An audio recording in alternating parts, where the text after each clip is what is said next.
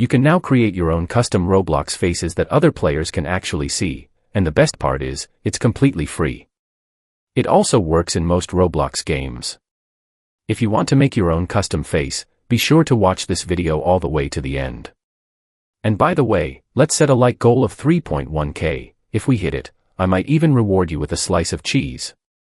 Alright, let's get started.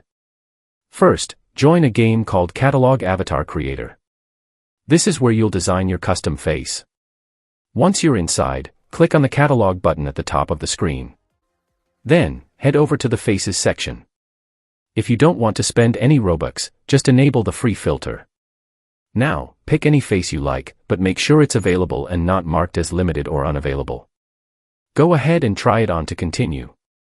Now comes the fun part, customization. Go to the Characters section and stay within the free category. You'll see a variety of options there. Click View on any item that interests you.